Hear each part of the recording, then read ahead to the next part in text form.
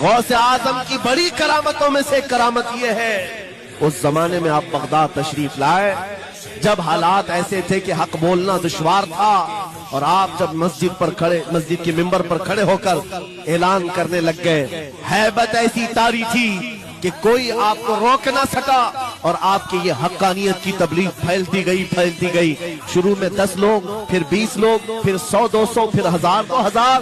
غوث اعظم نے چند مہینوں میں جو خطبات دیے، آپ کے خطبات کا عالم یہ تھا کہ پھر 70,000 کا مجمع برابر سننے کے لیے آیا کرتا۔ اور غوث اعظم کا یہ خطبہ ایک نہیں، ہزاروں خطبات ہیں۔ جب آپ خطبہ دیتے تھے، ایک بات یاد رکھیں، زبان اگر پاک ہو اور اللہ کی نبی پاک کی شریعت طاہرہ بولتی ہو، اس زبان میں بلا کا اثر ہوتا ہے، اللہ کریم کی طرف سے اثر ڈالا جاتا ہے۔ حق بات اگر بلند آواز سے کہو، یہ مت دیکھو کہ میں کون ہوں، یہ دیکھو کہ کلام کس کا ہے۔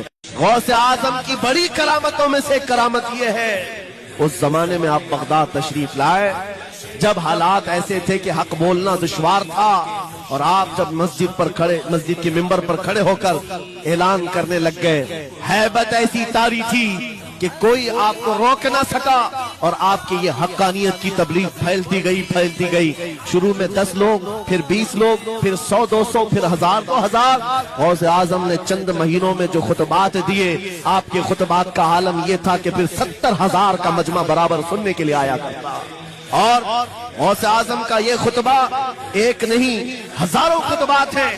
جب آپ خطبہ دیتے تھے، ایک بات یاد رکھیں، زبان اگر پاک ہو اور اللہ کی نبی پاک کی شریعت طاہرہ بولتی ہو، اس زبان میں بلا کا اثر ہوتا ہے، اللہ کریم کی طرف سے اثر ڈالا جاتا ہے۔